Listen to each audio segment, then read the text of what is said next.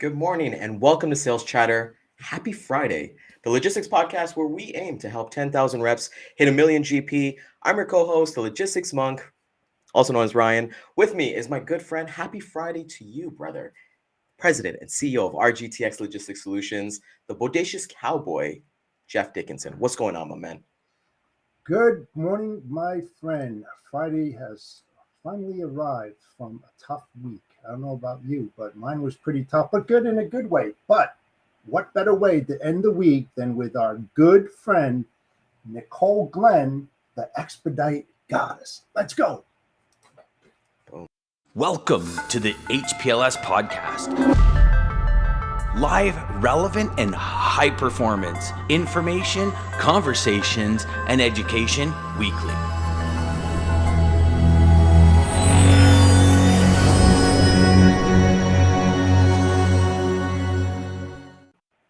Gotta love that name. We got the nickname Fridays going on. We got the comments popping this morning. So, I think both of us, I know for myself, we have our own individual connection of how we got to know Nicole. I known her through Dan, but just seeing how she's basically done business, how she operates herself. She is what she won in 2022. She won the top women-owned company. She is a podcast. She is in the podcast game like us with the LLC podcast, which is the Ladies Leadership Coalition, and just continues to push the bar and be an inspiration for women across the industry as well. Jeff, I would love to get your thoughts on our guest today. Yeah, absolutely. I mean, she's been to a ton of conventions, ton of events. She's been on a gazillion podcasts. We're honored to have her join us. I had to pull a few strings together to do it, but she did it. And let's bring her on. Nicole Glenn, owner and founder of Candor Expedite. The Expedite Guys, you're making me blush. That's so nice. And all the things you were saying. I'm excited to be here with you guys. Thanks for joining us. I appreciate it. As you well know, for the last 3 weeks, we've been hot and heavy on a really important topic: empowering women into logistics. I know this is an important topic to you as well. You talk about it a lot at your events, the conventions that you go to. So I'm so happy to have you on board today. Tell everybody about yourself, your company, and how you became the president and founder of Candor Expedite. For sure. I like to always say I was in logistics when logistics wasn't cool. Now I feel like it's a trendy spot to be, but I've been in transportation for 23 years. And so I've been lucky. I've gone through so many different roles and ops and sales and management and leadership. And so in 2017, I decided it was time to take that leap and start my own company. And so the birth of Candor Expedite came. And truly the name is exactly what I've been trying to bring to the logistics front, right? So Candor, which a lot of people ask me this question in regard to our name, because it's CAN.DOR. That's to say, hey, pull that right from the dictionary and take a look at what that definition means. And that's what we want to bring to the table in logistics. And being in it for so long, I've come to realize that it's still got that, hey, everyone's kind of telling the story, right, of lies, as candidly as I can say it. Right. So I want to do something different. So we are in the expedited space. We started with just hot check ground shipments and have built out to different modes. So now we handle air freights, first and final mile. I call it our multimodal division. So it touches all things that need to be specialized. So we're a specialty company for specialty freight and trying to lift and approach our customers with more of that consultative approach so that we can really peel back the layers, understand what they need, create a strategy, and get them to rock and roll to make them the heroes that they should be in this day and age of transportation. Yeah, absolutely. Did you always come from Expedite, or were you in another mode and you just fell into Expedite and you said, you know what, I really love this. Let's go full case forward, Well, it was always something that happened at even my very first transportation job, small little transportation brokerage. And 4 o'clock, my boss would hear the phone ring and he'd go, "Don't pick it up. I got it." Because he knew that when those calls rang in, that it could be something that was urgent. And so I always got involved in the time sensitive side because I liked it for many reasons. I like to actually help people create a solution when they need it. So it's always been a service offering. I did work at a company that when I first got there really specialized it. Dan, I'm seeing you on. Hi, Dan Deegan. So first and foremost, I've always had it in the background. And when I started the company, I went, you know what, this is a great segment. This is the most chaotic, crazy spot of it. And I love it. So I'm going to roll with that spot and really try to build that out. And it's a great place for me. I do love chaos to turn it controlled. It's like, I don't know what I do. I don't just take anything lightly. I jump full in, right? Can't just have one kid. I got to go two. I got to have twins. I got to do all the things that make your head spin. So, Right. Logistics. It's not a job, it's an adventure. And every day we go on safari hunting for one thing or another because we're always getting blindsided. We know what yesterday brought. We don't know what tomorrow is going to bring, but we sure know what's happening today, probably minute by minute, because you never know when you're going to get hit with something. It's how fast you respond to requests that makes you who you are. And that's the huge differentiator, right? it is, and it's coming through all the way through when things go off course or, when something is wrong for someone else, it's coming through with that solution and following it all the way through, keeping people in the loop of what's going on. And so that communication, a lot of people say it, but we really live by it.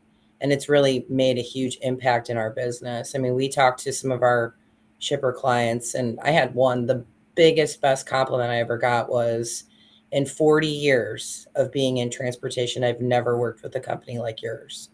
If you can say anything better to me than that, buy a lotto ticket that day. Cause that feeling to get that in writing was like hit right at the chest. It was good stuff. And that's on your wall, isn't it? It is. It's on all the different, Figure that. on the window. I can't show you guys, but I have all these things on my window of quotes to really like live by and things that have been good that come my way. And that pretty much creates the culture in your company as well, because that credibility, that standard, that value that you bring to your customers day in and day out, that speaks volumes for your company, your employees, as well as your customers, and you prove it day in and day out. We do, and we focus on that even with hiring people. We go through our core values. We integrate that into everything that we're doing because it starts at the real fabric of your company and you weave all of those things in. And so we're very intentional even with people we bring aboard. We want to make sure that they're living by that as well. Yeah, let's get into women-owned business. I hate this saying, minority owned. It Right. doesn't sound too good. That really doesn't, because why can't it be a majority? I mean, wouldn't you like to hear that women in majority owned company instead of minority? It's such like a downplay. I don't believe in it. I don't like that saying, but tell the audience out there the obstacles and challenges, barriers that you had to go through to get to where you're at. And the reason why I ask this is that there's a lot of new women coming into the business that are still wet behind the ears. We all know that logistics is very, very challenging. And what I'm trying to do is to help them to understand, the best outcome that they can expect if they put in that hard work like you did to get to where you're at. Sure. Well, I think we're going to start seeing that women owned and minority owned is on the rise. And I think it's from things like this, right? It's from talking about it. It's from inviting people in this space and showing them that there's an opportunity for everybody.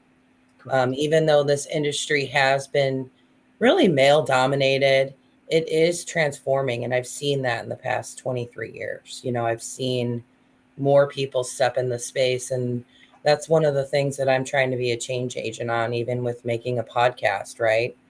Going to colleges and talking to students and understanding what's happening with degrees in supply chain. When I was in college, there was no such thing as a supply chain degree.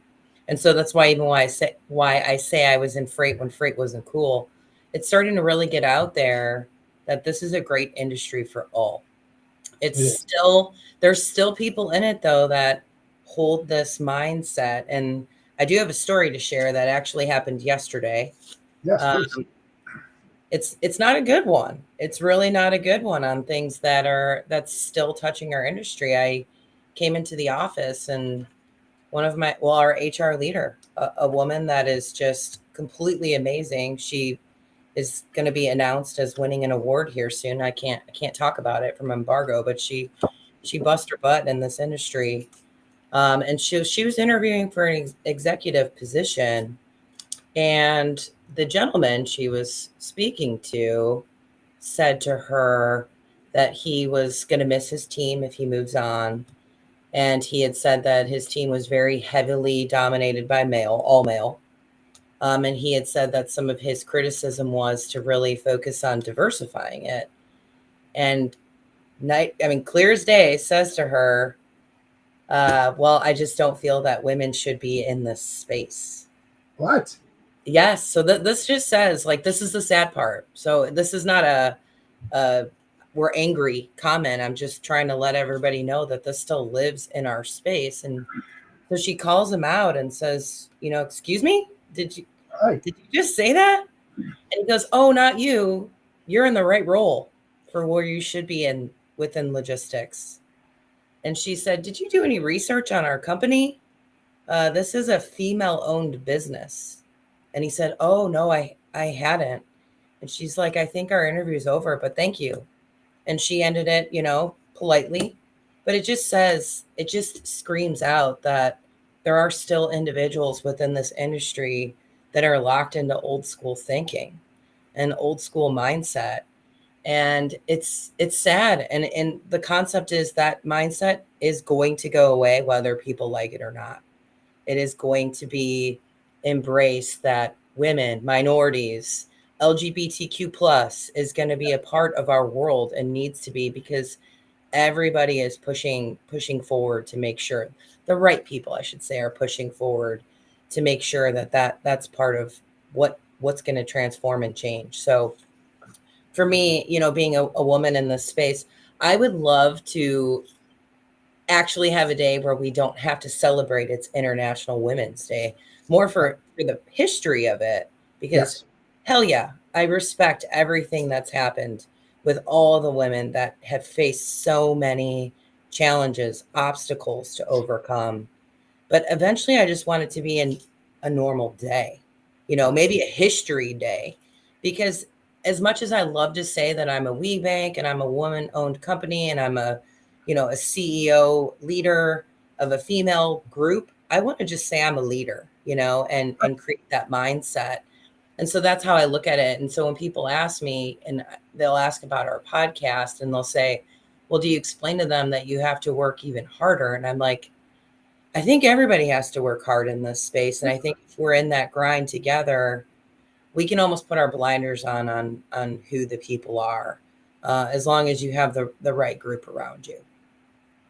Yeah, I agree. And, when I mentioned minority earlier, I just think it sucks, period, that nobody should be dumped into a category, you know, Exactly. no matter what background, gender, or anything. Like you said, a leader is a leader.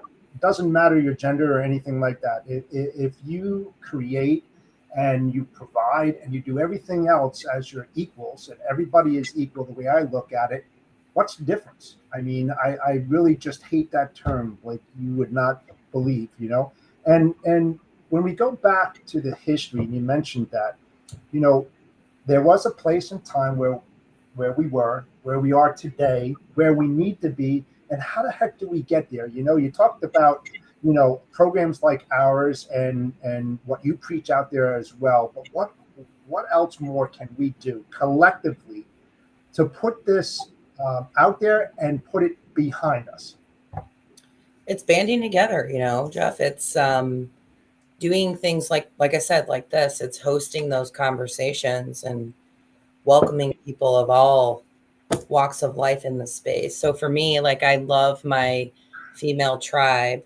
That's what LLC was. So just whoever is listening, maybe you're not aware, but a couple of years ago, I think it's been 2 now, I started a podcast called Ladies Leadership Coalition, and it is a total of 5 female owners in logistics that came together that wanted to really get issues out there and try to educate women and men. We actually have a lot of male followers that want to understand what can they do. So the one thing I will say about females, and I know I'm guilty of this too, is, and I'm saying this generally, so this might not be you, but a lot of females like to make sure that they have all the boxes checked before they'll jump into things, right? I'm not ready to be an owner because I haven't done X, Y, Z, you know? And that's the same thing with jobs and roles and opportunities. And it's just known that males they tend to take more of a risk than what females tend to do. Sure. And again, this is a blanket statement. So there are some women that just charge forward and, you know, kick ass and take names and don't think twice about it. But there are some that, you know, want to make sure that they're in, if there's 5 boxes to check, they got them all checked, or maybe 4.5. And so I want to preach that message that I don't care if you're running you're in a position, you run a $5 million company, $100,000 company, a $300 million company. We're all learning. You know, I do not check every box every day. I do not.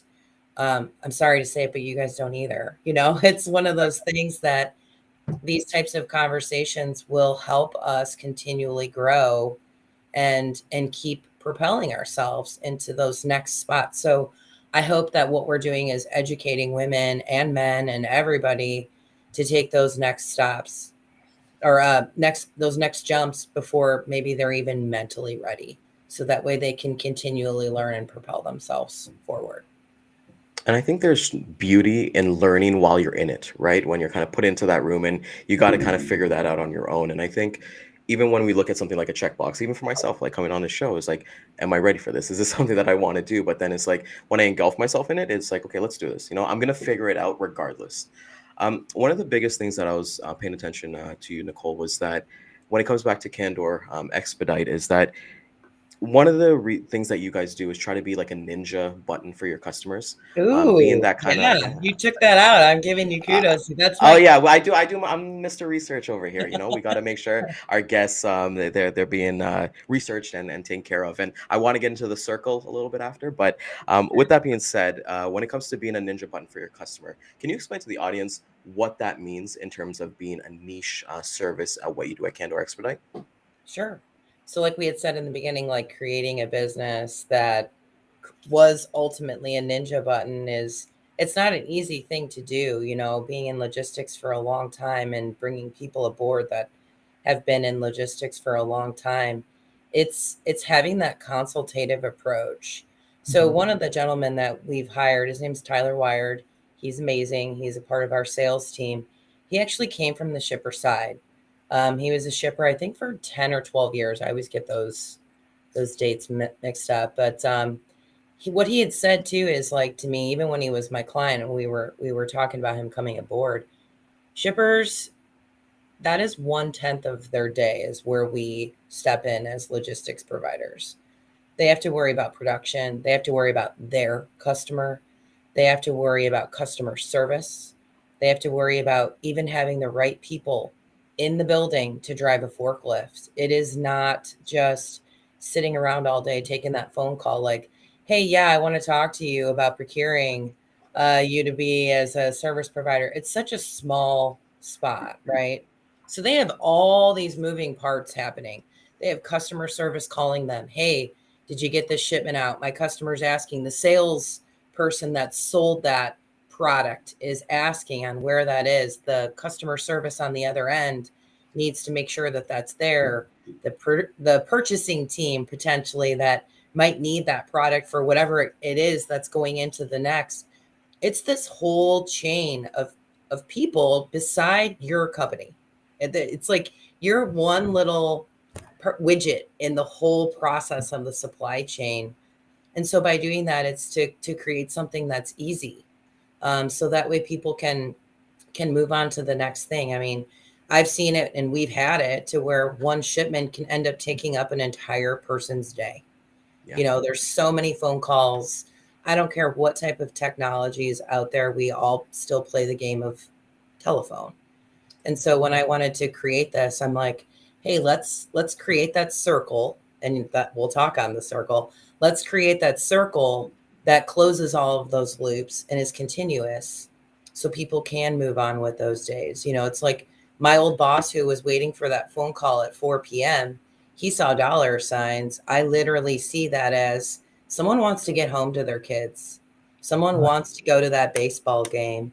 Someone does not want to be tracking a shipment over a weekend or have to worry about that at 3 o'clock in the morning. Like, hey, did that actually get on site for whatever food manufacturer is going to need that? So that's the concept of creating the Ninja button, listening to the customer, understanding what they have going on, teaching them. Because like I said, it's only 1/10. They don't live in our space. They don't see all the things that even we go through to provide those solutions. And so having that and presenting that and walking that through full circle is what makes that Ninja button. So that way they can deal with what they're really good at besides just that one holy cow hair on fire type of shipment. Yeah. And when you look at that, you just make you provide value to that shipper, knowing that the fact that hey, they've sent you something and they know that you're going to handle it and take care of it, knowing that hey, you're not going to get that call at 4 p.m. saying, "Hey, we can't pick up today." One thing that I feel like a lot of freight brokers or salespeople in our industry can learn from your company is that in my research, what I was looking at is that Candor is a truck in hand company. We You're a are. company that doesn't believe in, hey, yeah, I can cover at this, and then you start searching for the market or some things like that. You got truck in hand, you got solutions, and when you balance that with perfect communication, being able to say, hey, this is where we're going to come into, and that kind of segues into the circle a little bit. Can you explain what you guys are kind of working on to basically make that Ninja button even bigger? I know. So we're focusing more on the carrier side first and trying to tie all those loops. So we are building our own internal application that our carriers can get on, can use, can upload their equipment, can see what we have going on. That way we can also present to our clients like, hey, we have this open capacity in certain markets. I know it's a soft market right now, but everything is seasonal and cyclical, and transportation being in this for so long, and you hear this terminology of bloodbath. It's not. To me, it's normalizing. And I think this is something that we'll be seeing as an uptick again in Q3. But with that is how do you create all of those connections? How do you really show and align with your partners to get them the opportunities that they need? The expedited space is not this gigantic, you know, mega fleets there are some companies like Load One, great company. They've built a great fleet, owner operator fleet. There's some other ones out there, but majority of these companies are small. They have maybe themselves driving a sprinter van or a straight truck, or they might have 3 or 4 guys. And it's like, how do you build out your freight network with that in those smaller companies? So we work majority with smaller companies to give them those opportunities. So we want to take those trucks and give them what they need to keep that truck moving, and then continually build that out to our customer side. So that way they can see scorecarding on us, how things are going, go in there, take a look at shipments, upload things. Just again, taking all of these channels of communication. We communicate with some of our customers on Microsoft Teams, on chat. So it's like, how can we have one central place that people can go to and they get the same experience instead of, hey, I Slack this provider, I get on Teams with this provider, I have to send a TMS potential spot bid to this provider. I mean, how many different platforms are people on? And so I wanted to tie everything together for our company, our carriers, and our customers in one spot. So that way it's just seamless on where you are in that process and who you are with our company to make all of these things possible. Yeah, I love what you said before about that 1/10 out of 10 things that logistics managers do, and I'm so glad that you mentioned that because a lot of brokers out there, people what you do, fail to work from the inside out, and how important that it is rather than working from the outside in, because that's when the true rubber hits the road. That's where the problems exist. That's where you can help out greatly and add so much more value than just the price or capacity that's out there.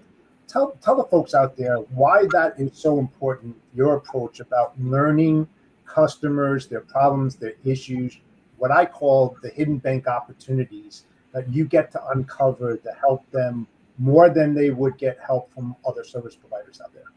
Sure. I mean, it's really being in the operational seat. And I'll say this anytime, night and day, the best people are really operational people in the sales side of things because they understand really how the mechanics work within at least the logistics side of things. So, in my perspective, I've been in the sales seat for a long time. I think I started truly in 2008 on the sales side of things. And so to understand and be in ops alongside of sales for that long, I've talked to thousands of people in transportation. I've talked to hundreds of shippers to uncover and understand what other ones are going through. And so it gives me that understanding that I can bring those same questions from listening to maybe even just cues that they're saying to really uncover that those hidden gems within their supply chain where they can save money or change up and create a strategy. And that's one of the things we did just recently, create an article, which I would love for you guys to take a look at if you're interested in the expedited space and that strategy, is a report that's called Dirty Little Secret, because expedite is considered to be the dirty little secret of our industry. And what I mean by that is we tried to do as much research as we could in our sector of transportation. We went to all the main publications to say what type of research do you guys have and data do you have on the expedited side? They had nothing. They had nothing that they could pull in that side, right? That sector of transportation. You want to talk about truckload or LTL? I mean, all day, right? You can get information, but with expedite, it's different. There's not a lot. There's companies still paying credit card payments upon pickup and delivery. From the shipper perspective, there's still that facade that expedite was a mistake and that's why it's happening. And that's not necessarily true all the time. It's creating that strategy around it that it can actually open up more doors from you. I can't tell you how many large shippers, I still talk to that are moving 1, 3, 5 skids in a tractor trailer because LTL will take too long. Yep. And it's easy just to bump it through the routing guide. And so we talk about this often to where I can ask that question and I uncover those types of things still happening within supply chain. And it's like there are tailored options. There's tailored equipment to the size of a shipment that we can use and reduce your carbon footprint, which is something that our whole industry does need to focus on. Yes. But at the same time, it's going to reduce your costs. You're going to get great service. And so it's talking through those types of scenarios with shippers and living it and seeing it consistently through supply chain to bring those types of solutions, but then educating them. And I think this is where sales folks tend to go wrong. They want to just get on stage and tell their story on why they're so good. And that's great. You probably are so good. That's awesome. But at the same time, you have to identify where does that really fit within this person's supply chain. This potential customer still might not even be a fit for you. I was talking to Chris Jolly yesterday and he was saying that same concept. He's like getting down to his niche and his why has really benefited him in his career. And I think it's understanding that niche, listening to your shippers, listening to your customers, and then plugging in where you could potentially investigate. It's not a slam dunk. You still have to investigate that, do some legwork and look at that data and see where you can bring an ROI and bring that value. So Yeah, long story short. I could talk forever on this. I'm I sorry. know, and I love it because that's what I like too. I mean, I love data. There's a saying that I use was, I believe in God. Everyone else brings data. So, I mean, when I used to go and do that kind of stuff, to your point, it's like expedite. For me, that's a door opener because it's why are you doing expedite? Do you have disruptions in your supply chain that's telling you that you don't have the inventory in the right place at the right time in order to get it to your end user in an expedited time? Why is that happening? And that for me opens up a tremendous amount of doors, especially when I was working in the automobile industry and it was time deficit because you had lines down $10,000 a minute if they couldn't operate. So I understand your niche in what you do, and it's very beneficial for the right customers out there as well. But the devil is definitely in the details, like you said. And the thing is the hardest thing to get from a client is that data, and you want that data, 3 months on the way I look at it, 3 months of the off season and then peak season, and then taking a look at those 90 days of what happens in that, so you get a good idea of the functionality of the operations and where their greatest needs are. And for what you do in your company, I think it's fantastic. Uh, Real short, how can what can you tell the women out there how to get into your type of business and find that value, find that niche, and know what they really like? I know it takes a little bit of time, but Yep. how do you find that? How do you get there? Well, it's really sitting down and thinking that through. If you're already in logistics and you want to start a business in a space, pick a spot that excites you. If you're passionate about LTL, awesome. And then start building out your network. That is the one thing that I'm saying over and over again is that network is going to really help you decide and understand what's good for you, and mentors, put yourself out there. That's where I've seen my significant growth is I was always working in the business, not on the business. And then I started working on the business and developing my network and developing my mentors. And that's where this big leap went for me. I got to listen and take different perspectives from people and apply what's best for me, my business, my employees, my customers.